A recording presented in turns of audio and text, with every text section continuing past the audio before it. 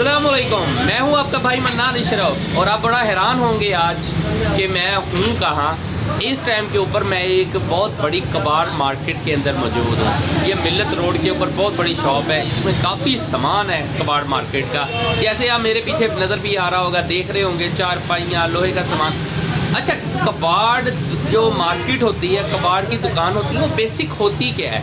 आप लोग घरों के अंदर से जिस चीज़ को कचरा समझ के फेंक देते हैं या किसी को भी दे देते हैं, अब वही असल चीज़ जो होती है ना, वो कबाड़ियों के दिमाग के अंदर अगर आ जाए कि ये कितनी कीमती चीज़ है, फिर वो उसे आपसे ख़रीद लेते हैं।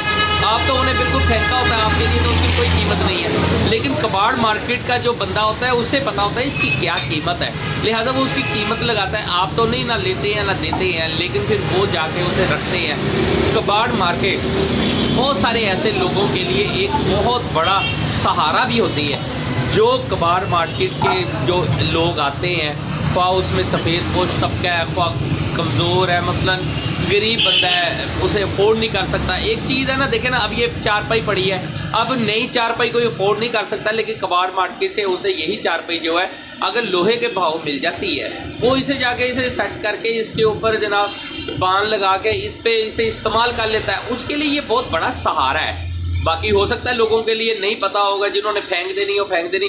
यहाँ बहुत सारी ऐसी चीज़ें हैं जो मैंने देखी थी, जब पाइप पड़ा है, इसके अलावा टीयर गार्डर पड़े हैं, बहुत सारी चीज़ें हैं, पंखा है, मशीनरी है, केबल है, और इसके अलावा बेतहाशा मोटरें, बहुत सारी चीज़ें हैं। अच्छा, लोग उसे बिल्कुल कचरा समझ के फेंक देते हैं, लेकिन वो कचरा होता नहीं है।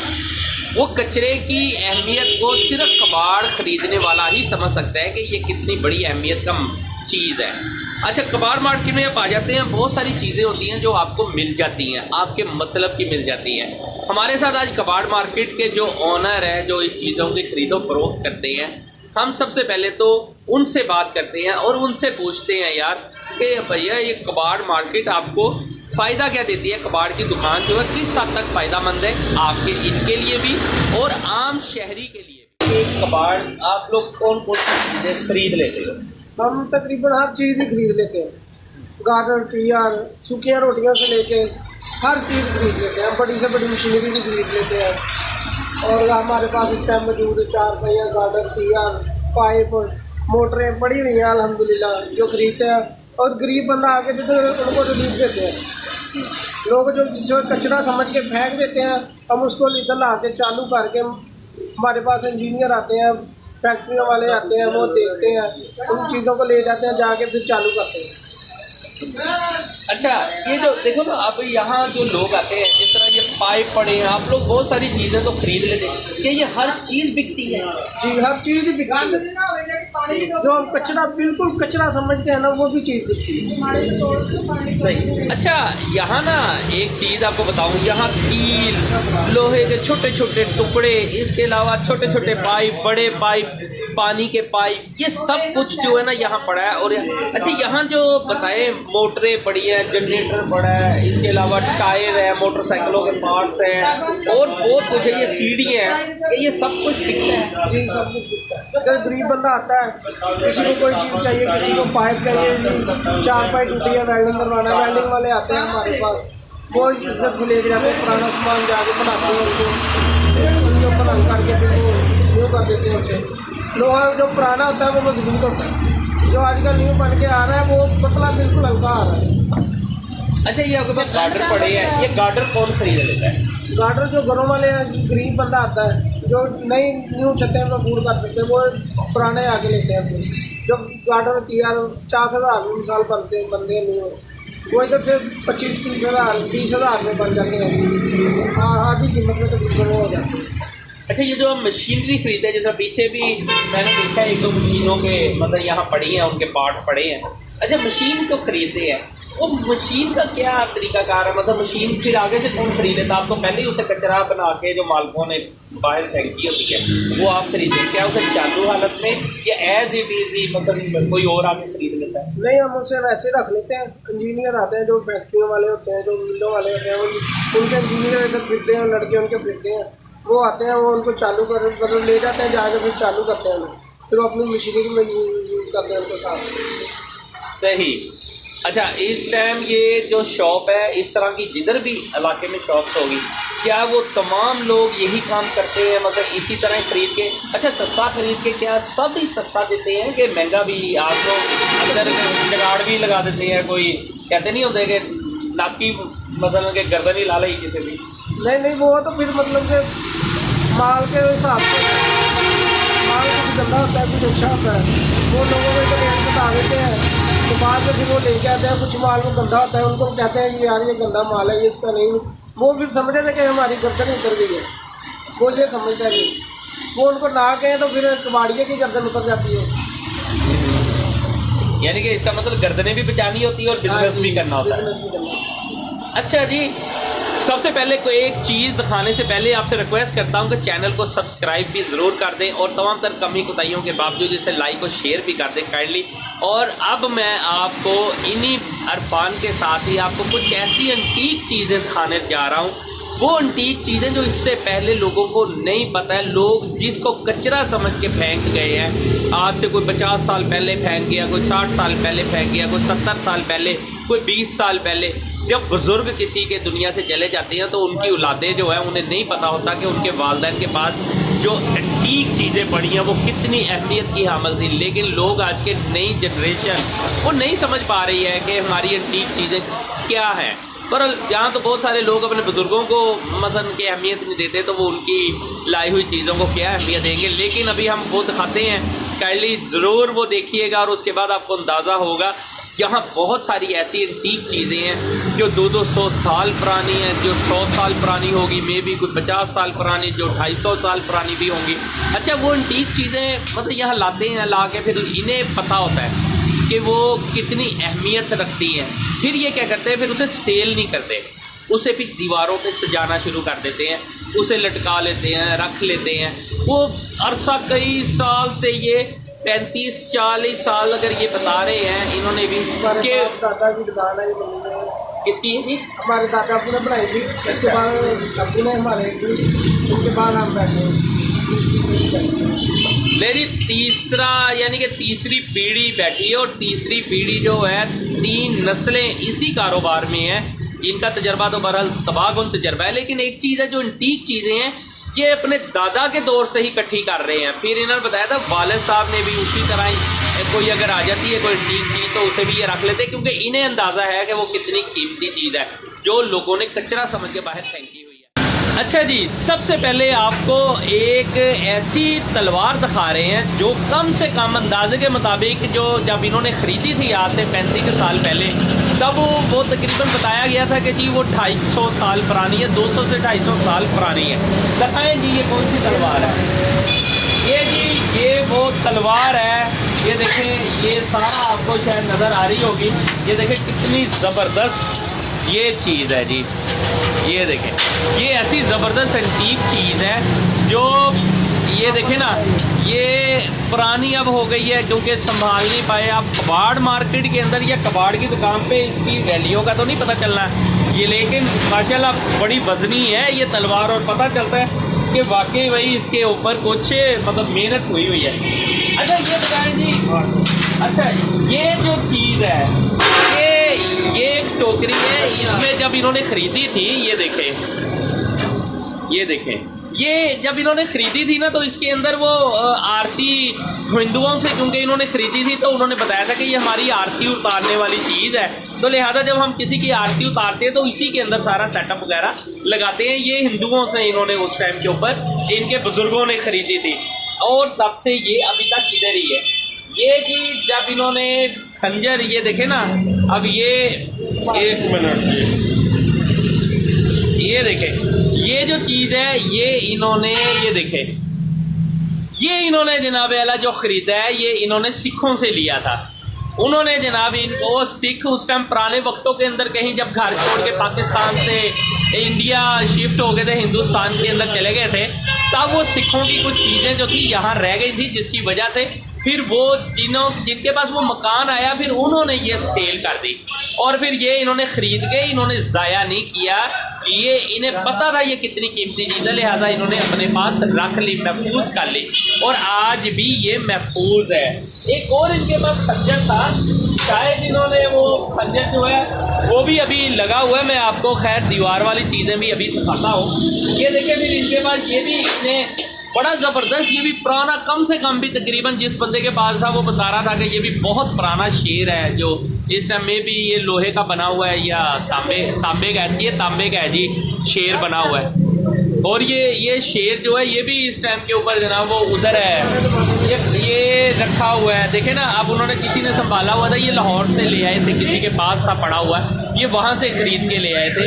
ये चीज़ें जो है देखें, ये कितनी बड़ी एंटीक चीज़ें हैं। और ये तो खैर सबको पता होगा, ये भी इन्होंने आज तक कभी सेल नहीं की है। ये पटाखे शायद आप लोगों को बचपन में याद होगा, इसके अंदर एक लकड़ी का पटाखा होता था, वो डाल के इधर चलाया जाता था। लेकिन बहरहाल ये भी किसी वक्त के अंदर, आज तो बहरहाल ये भी एंटीक है क्योंकि बन नहीं रही है।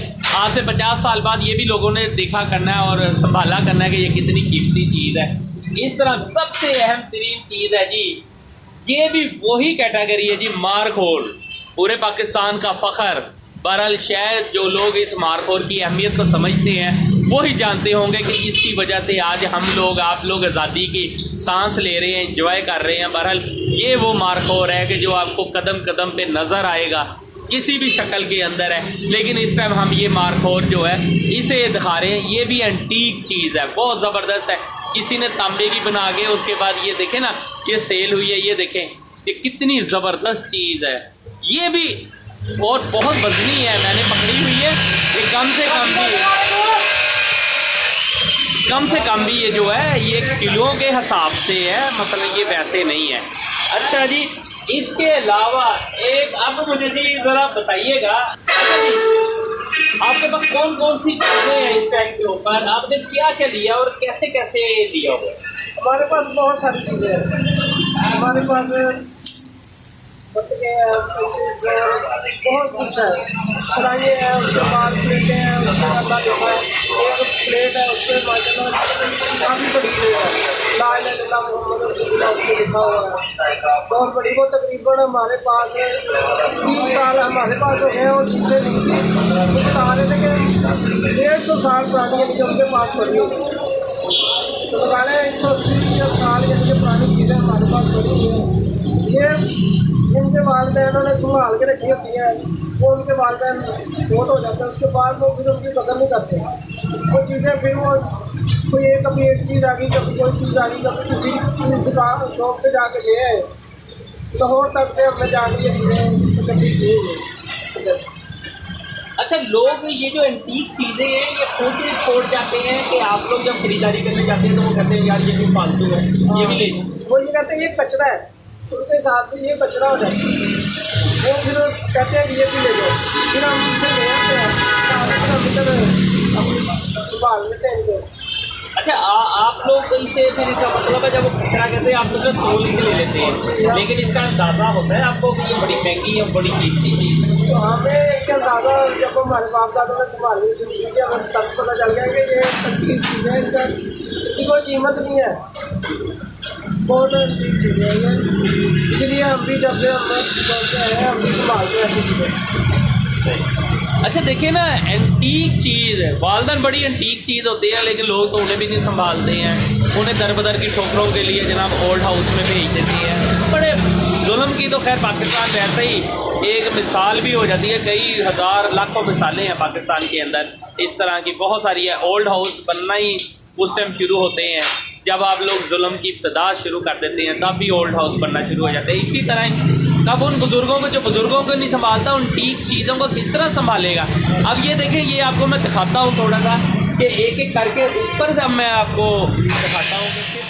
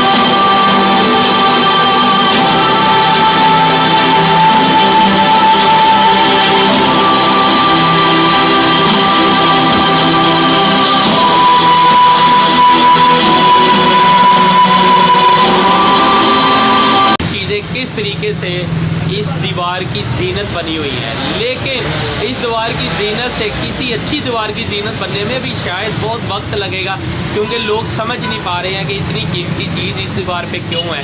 ये तो बहुत आलीशान दीवारों पे होनी चाहिए है, लेकिन इस टाइम कचरे की सूरत के अंदर दीवारों पे लटकी हुई है, जिसकी कोई अहमियत कोई हैसियत नहीं है। लेकिन इसकी अहमियत इसकी हैसियत नज़र में है, और वो नज़र अभी तक इन्हें नहीं मिल सकी है। हमने आपको वो ठीक चीज़ें दिखाई हैं बहुत सारी, जो 200 साल 250 साल, बहुत सारी तारीख तो इन्हें भी नहीं पता, इन्हें भी आगे से बुज़ुर्गों ने बताया, उन्हें भी आगे से लोगों ने बताया। लेकिन मुझे उम्मीद है कि आपको ये सारा प्रोग्राम, इसकी एक एक चीज़ जो है पसंद आई होगी। आपने देख लिया होगा कि यहाँ जो थाल पड़े हैं, यहाँ जो सराइयाँ पड़ी हैं, यहाँ इसके अलावा बहुत सारी चीज़ें ऐसी पड़ी हैं जो इससे पहले में भी कि आपने वैसे कभी फिल्मों में, ड्रामों में, या बहुत ही शाही फिल्म देख रहे हैं, या 200 साल पुरानी कोई इसे घर देख रहे हैं, स्टोरी देख रहे हैं, में भी उसमें ये बादशाहों के, आप किसी किले में जाते हैं सैर सपाटे के ऊपर, तो वहाँ पड़ी होंगी। वहाँ जब आप देखेंगे तो आपको अंदाज़ा होगा कि ऐसी एंटीक चीज़ें जो शाही किले में पड़ी हैं या पाकिस्तान के किसी भी किले में पड़ी है, वो यहाँ फैसलाबाद मिल्लत रोड के ऊपर भी एक के ये दुकान के ऊपर पड़ी है। अब कबाड़ की दुकान के अंदर से आपको ये एंटीक चीज़ें जो है शायद तो बहुत सस्ती मिल जाएंगी, लेकिन जब आप इसे अपनी दीवारों की जीनत बनाएंगे तब ये कितनी कीमती होंगी, इसका अंदाज़ा आपको उस टाइम होगा जब आपकी ही एंटीक चीज़ दीवार पर लगी कि कोई तारीफ़ करेगा। लिहाजा आपको इंशाल्लाह ताला इसके नीचे जो नंबर आएगा आप उसके ऊपर भी रब्ता कर सकते हैं। लेकिन मैं कहता हूँ कि ऐसी एंटीक चीज़ें इन दीवारों पे नहीं होनी चाहिए, बल्कि खूबसूरत दीवार पे होने चाहिए, उन खूबसूरत नज़रों में होनी चाहिए जो इसकी अहमियत और हैसियत को अच्छी तरह समझते हैं। बहरहाल आपको प्रोग्राम पसंद आया हो तो कमेंट्स में ज़रूर शेयर कीजिएगा, अपनी राय से मुझे ज़रूर आशना कीजिएगा। मज़ीद जो है इंशाल्लाह ऐसी एंटीक चीज़ें अगर कहीं मिलती हैं या कोई भी है, मज़ीद नेक्स्ट प्रोग्राम में आपसे दोबारा मुलाकात होगी। अल्लाह हाफिज़। अपना और अपने चैनल का ज़रूर ख्याल रखिएगा।